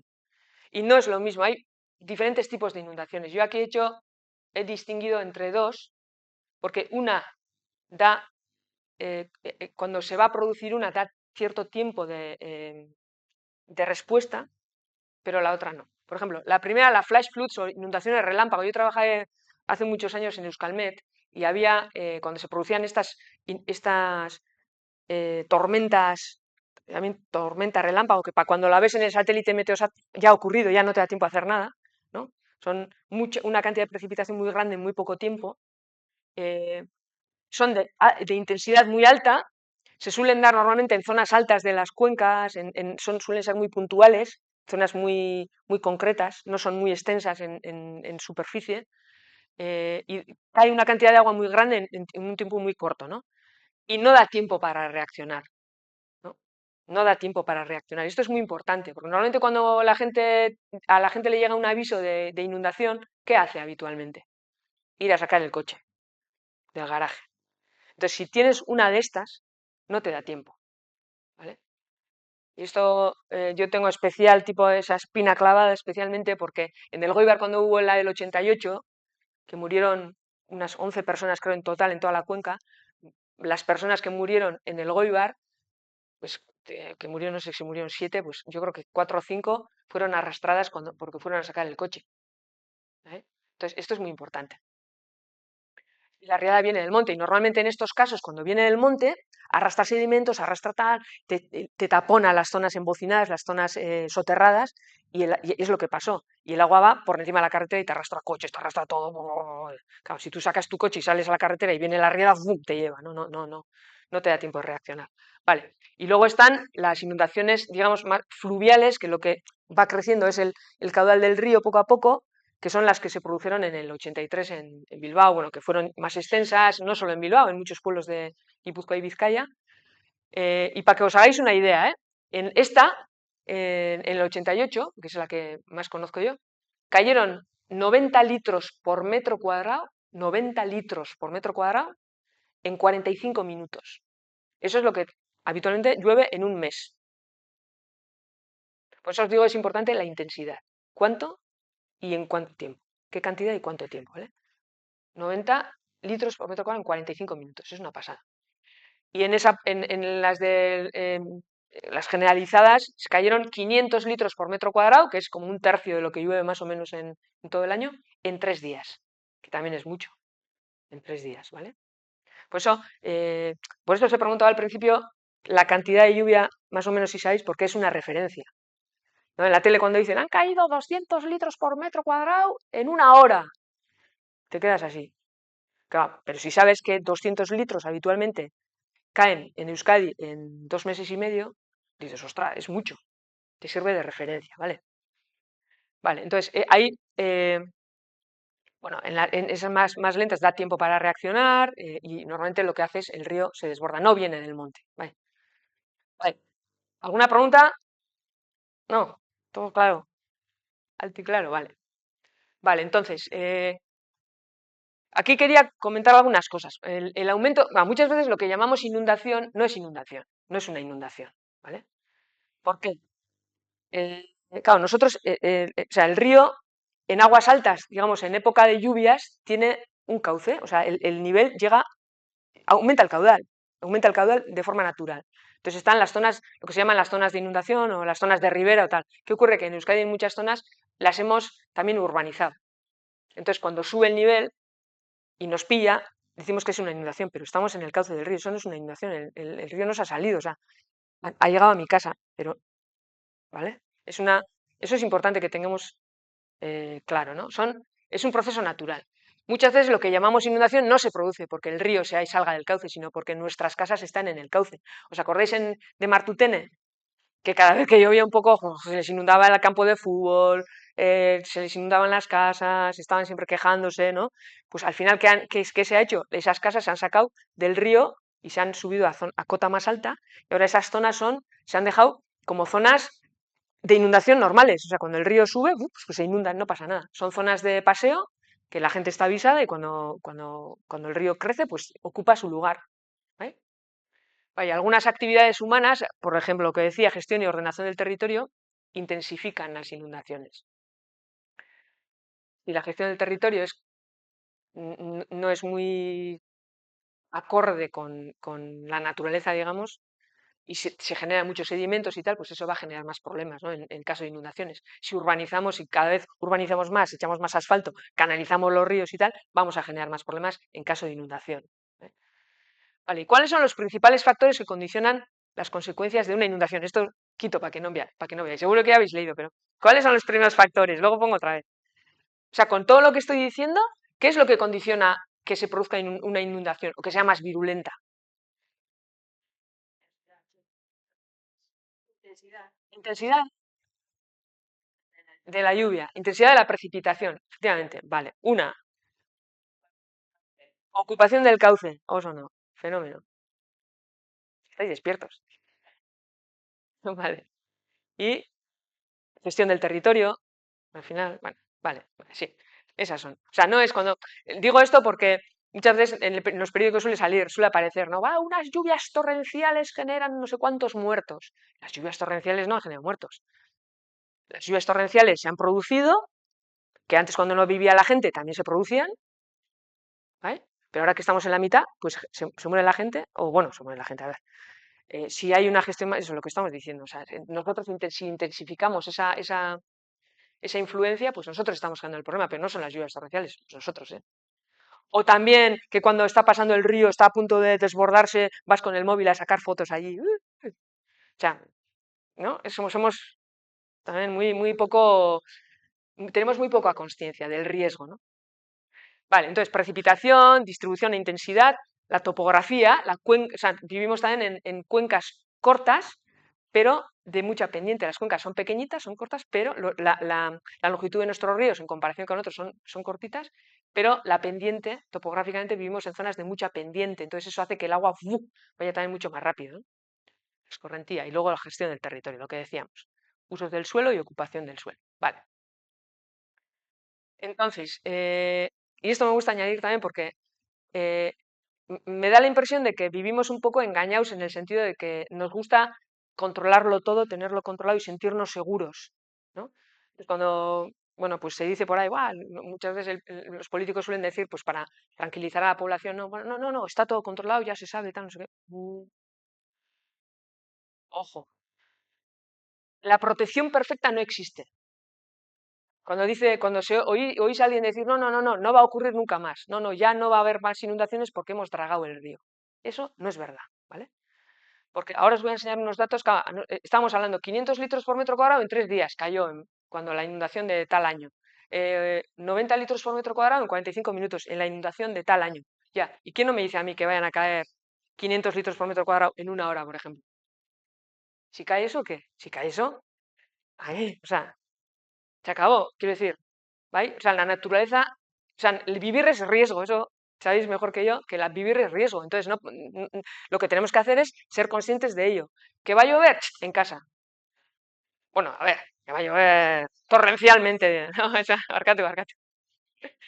No sé, vamos a estar así todo el rato. Una gota y tal. Vale. Pero tener cuidado, o sea, ser conscientes de que nosotros también tenemos la responsabilidad de nuestra vida la tenemos nosotros, no un político de turno que diga, no, no, está todo solucionado nosotros. O sea, bueno, tener en cuenta estas cosas. Vale, hamar minutua, eskerrik asko. Entonces, vale, las medidas para hacer frente a las inundaciones deberán ser muchas y de muchos tipos también, o sea, no solamente urbanísticas, sino de gestión, de tal, lo que estamos diciendo, ¿no? Esto es importante, la segunda que me la he saltado. El futuro también será distinto al pasado porque el clima está cambiando. Esto es importante. Eh, o sea, según los datos que tenemos nosotros, la cantidad de lluvia a lo largo del año, o sea, el cómputo total no ha variado demasiado. En Euskadi, al menos en zonas de climas extremos del planeta, sí se ve que hay más variaciones, pero en Euskadi más o menos es la misma cantidad. Lo que está variando es la distribución de la lluvia. La lluvia ya no llueve como antes. Ahora ya la época de estiaje, los veranos son como más largos, como que antes las primeras lluvias del otoño caían normalmente a principios de octubre, finales de septiembre, mediados de octubre, como muy tarde. Ahora ya hasta noviembre no suele caer las primeras precipitaciones, eso se está viendo. Abril, aguas mil, pues ya tampoco. Ahora hay otros meses en los que llueve más. Entonces ahí sí que se ven algunas variaciones, pero lo que está claro es que el clima está cambiando, pero no todo lo que se explica con el cambio climático es por el cambio climático, ¿vale? Eso es importante también, ¿eh? No sé si me explico con esto. O sea, ¿vale? Eso es, hay otros intereses de por medio y tal, bueno, nos hacen, pero lo que me gustaría es ponerle el germen ese del pensamiento crítico. Cuando digáis alguna cosa así, ostras, esto me chirría un poco, ¿esto será así o no? Pues informaros un poco, ¿no? Vale, luego eso es la necesidad de que la sociedad se familiarice con los conceptos de riesgo y la incertidumbre. O sea, eso es, no nos gusta vivir en incertidumbre, pero la vida es riesgo e incertidumbre, ¿no?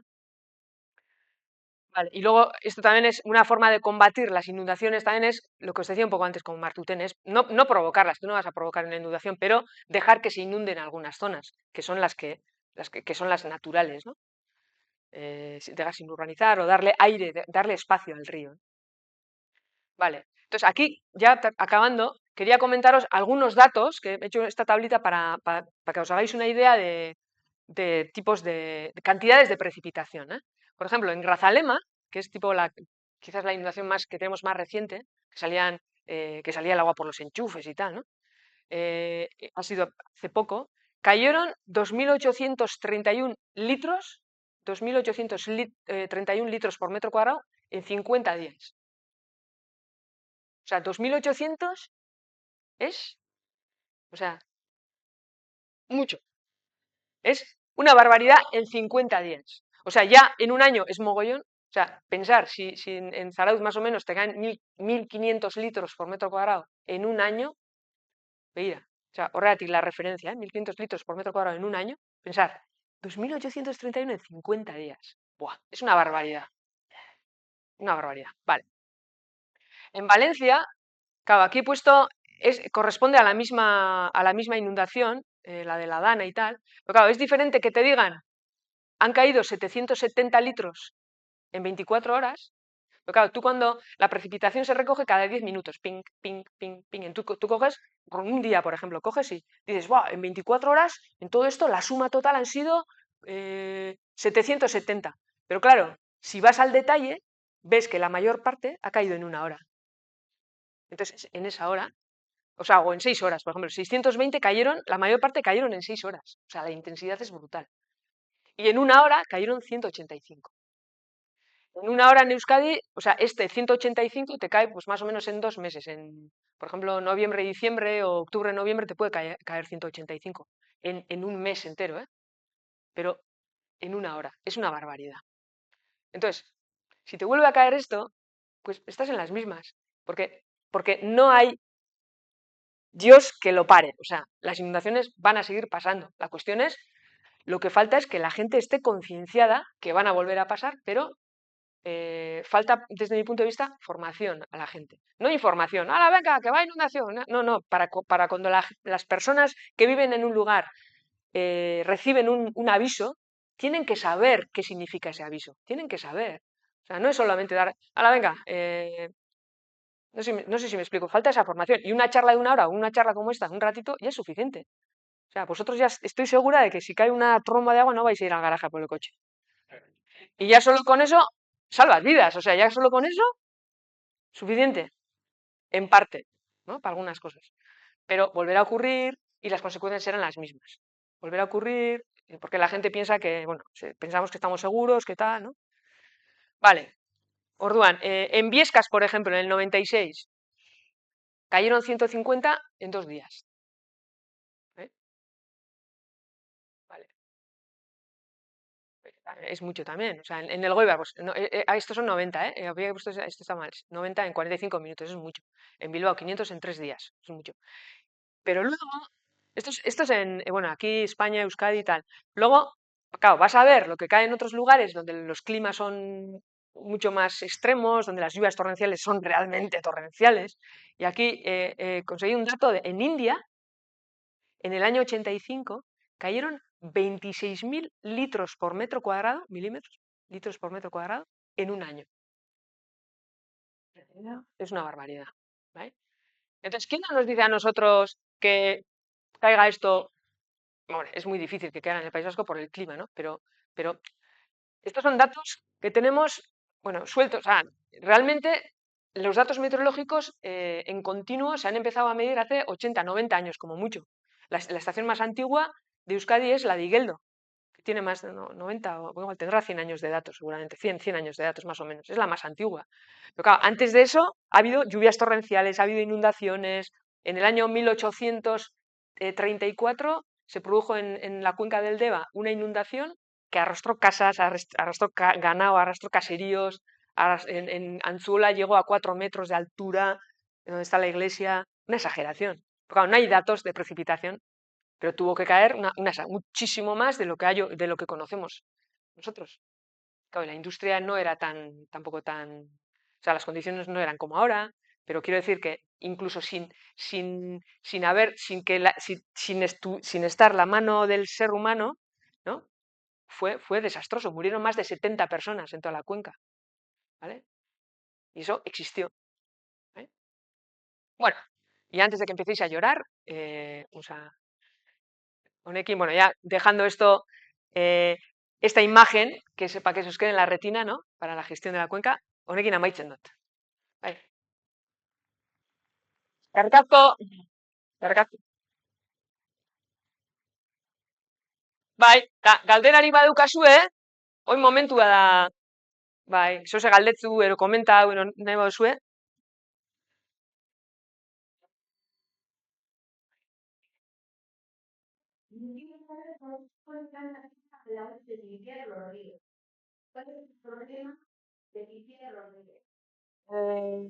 Bueno, interesante pregunta. Ahí tendríamos que empezar preguntándonos qué es un río o qué pensamos nosotros que es un río o que debe ser un río. Claro, nosotros lo que tenemos en nuestros pueblos y tal son canales, no son ríos. Está todo canalizado. Un río tiene que tener vegetación. Si queremos un río con vida, si queremos ríos con vida, los ríos con vida tienen que tener vegetación, tienen que tener piedras, tienen que tener zonas curvas, ¿no? Nosotros tenemos canales. Entonces, la cuestión es que la limpieza de los ríos, tal y como se entiende, mucha gente dice, no, es que hay árboles, hay que limpiar. Los árboles hacen su función. Y si te viene una tromba de agua como estas, por mucho que quites unos arbolitos, no vas a solucionar absolutamente nada. ¿Cómo es? El eragina, ¿cómo es? La influencia negativa, es mucho más la influencia negativa que genera el propio hormigón, las propias canalizaciones, la gestión del territorio, la urbanización. Eso tiene muchísimo más peso negativo que los árboles que hay que en los ríos. O sea, los ríos, si queremos ríos con vida, tienen que tener sedimentos. En el Goibar, por ejemplo, ahora en determinadas épocas del año suele haber cormoranes, sobre todo cuando el mar está movido, se meten hacia adentro. Y la gente normalmente suele pensar, ¡guau, qué bien! El río está mucho mejor, ¡guau! No, no, no, no. Lo que está indicando es todo lo contrario. ¿Por qué van los cormoranes arriba? Y las garzas también ya se han asentado y tal. ¿Por qué? Pues porque el río está tan desnaturalizado que los pececitos que hay no tienen dónde meterse, no tienen piedras donde meterse, no se pueden esconder. Entonces para ellos es, bueno, están en la roca y dicen, ¡puf! Y pescan fácil, van a lo fácil, ¿no? Entonces los ríos necesitan eso, vida, o sea, que es heterogeneidad, ¿vale? No sé si te he respondido.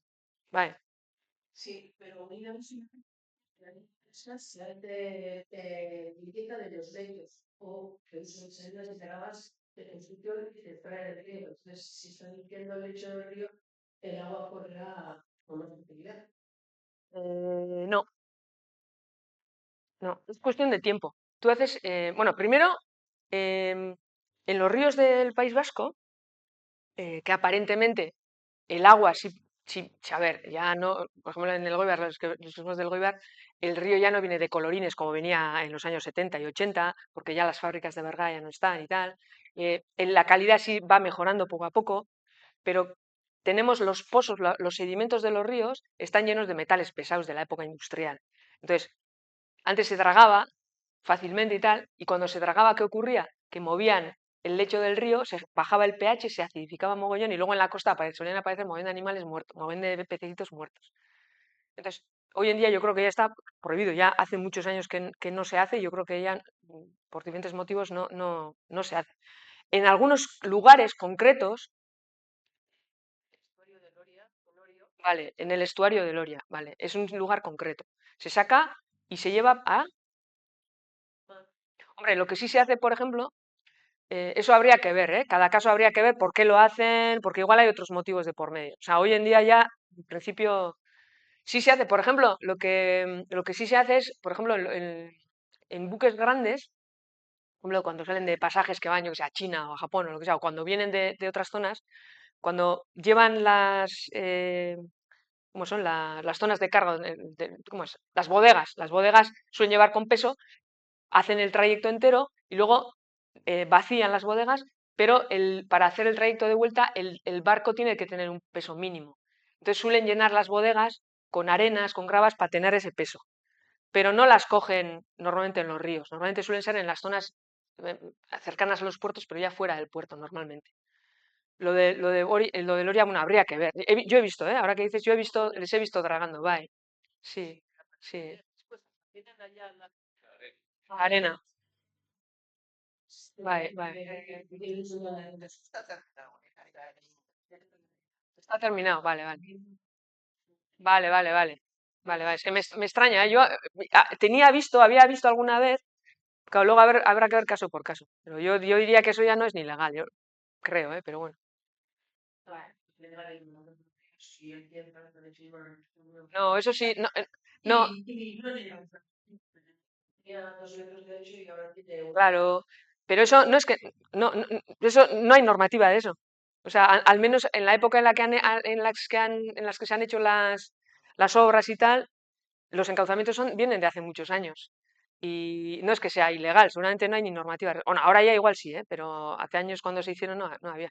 Claro, el problema es, por ejemplo, en Alonsote, en Vergara también, que antes, no sé si hemos visto una diapositiva, tú ves el río antiguamente y claro, ves la foto de la misma posición de cómo están las casas ahora y claro, el río tiene un espacio, pues tiene que pasar por un 40% del espacio que tenía antes. Entonces, claro, si pasa el mismo caudal, el nivel tiene que subir. Entonces estamos generando nosotros el problema.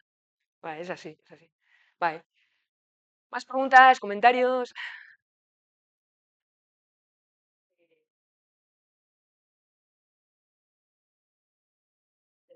Ah, eso, ratic, placer, vale.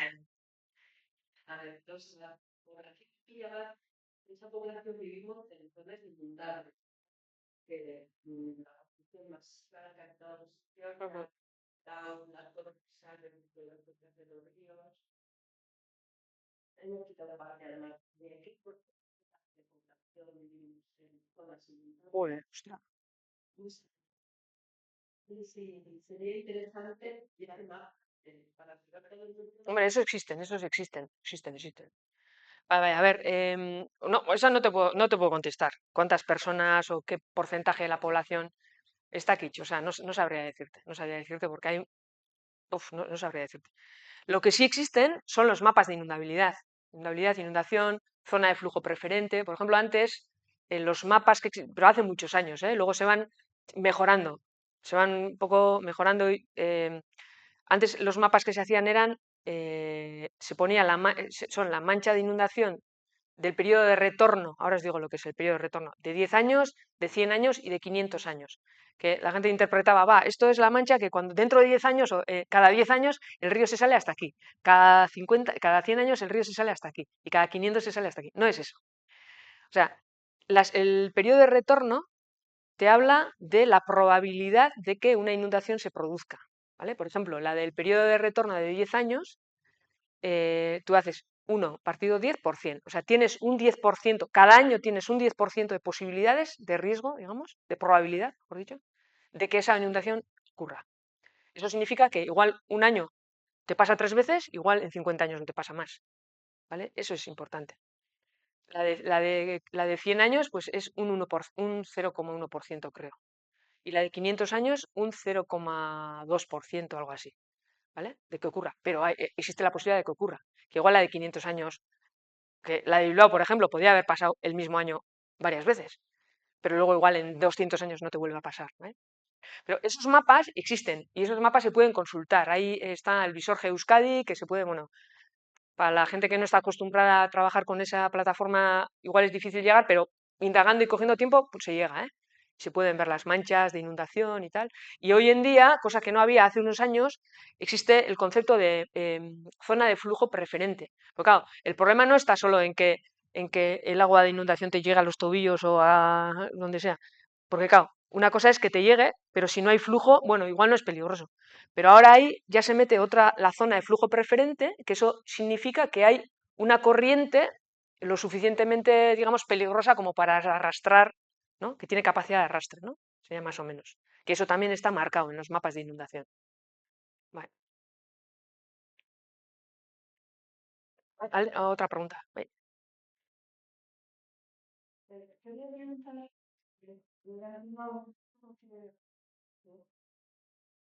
si ahora se está tomando en cuenta en este tema la subida del nivel del mar, porque en las bocas del río va Ujú, ujú.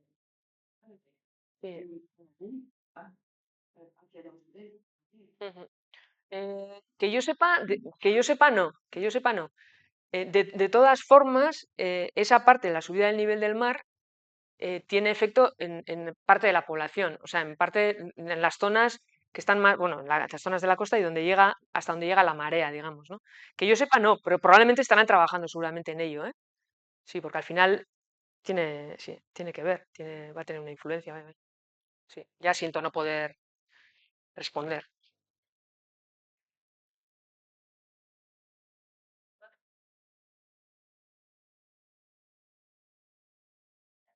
Vale. Dauer staat.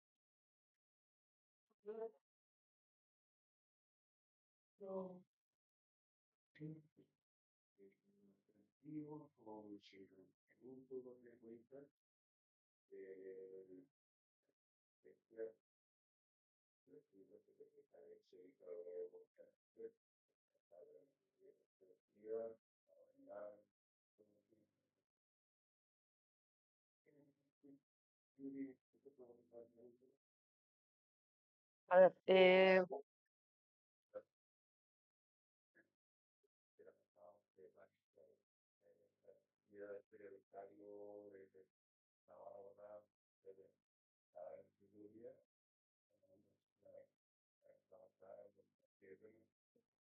mm,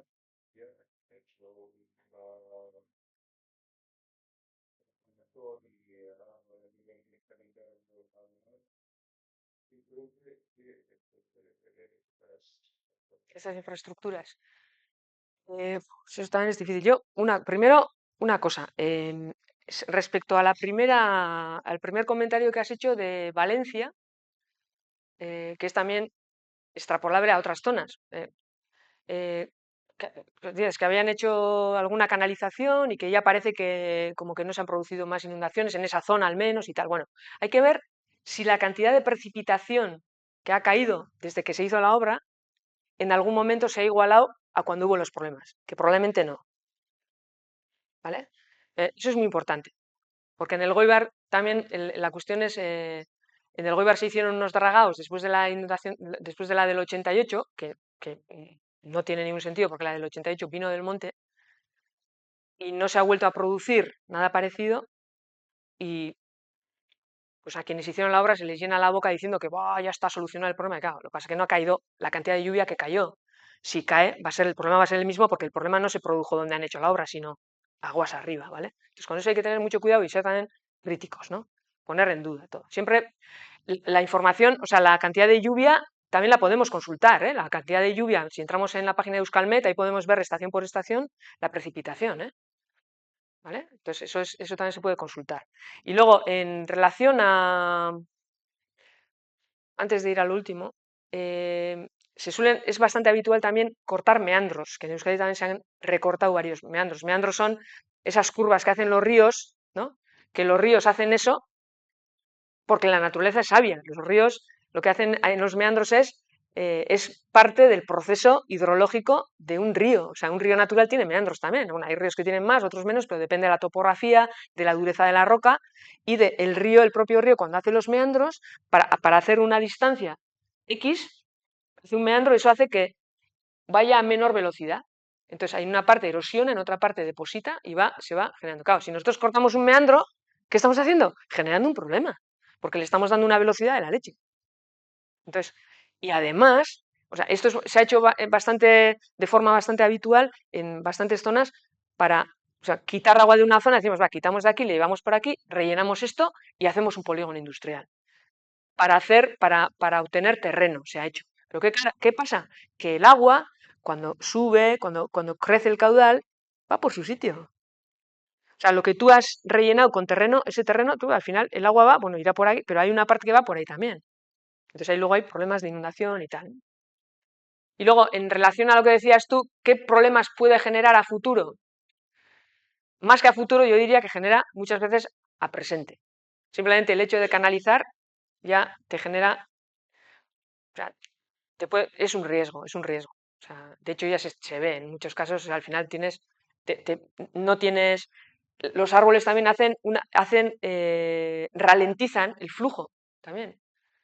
O sea, hacen que el agua vaya más lenta, ¿no? Entonces, al final el hormigón, yo para mí, ahora lo que se está haciendo es las canalizaciones y tal se hacen de otra forma, o se intenta hacer, al menos en algunos lugares se hacen de otra forma. En vez de meter hormigón, se meten escolleras que tienen. Claro, el hormigón, otra cosa que hace, ¿qué es? Tú cuando canalizas, claro, nos olvidamos de que en verano el río también lleva agua y tiene que tener agua. ¿Qué ocurre? En verano, ¿por qué los ríos no se secan? ¿Cómo es posible que esté 2 meses y pico, 3 meses sin llover con ganora y los ríos no se secan? Porque el agua subterránea, eso es, llega. O sea, reciben agua subterránea de los helais, del monte y tal, poco a poco, poco a poco. Claro, si nosotros canalizamos, estamos rompiendo la conexión hidráulica entre el río y el terreno. Entonces llevan menos caudal porque no llega. ¿Vale? Entonces estamos generando un problema también. Si además ahí tenemos casas o tenemos garajes subterráneos y tal, claro, ese agua que no sale entra a los garajes. Uno de los problemas, ¿no? O sea, ahora, a futuro, la pregunta esa concreta que me haces, que qué problemas no te sabría decir. No te sabría decir. Yo no tengo una historia, me parece una noticia curiosa que decía que no sé qué parte de Andalucía que con las lluvias extraordinarias estaba al 100% de capacidad, pues por las captaciones ya había quedado hacia el estaba Un embalse. Jo, vale. Eso es lo que os decía, ¿no?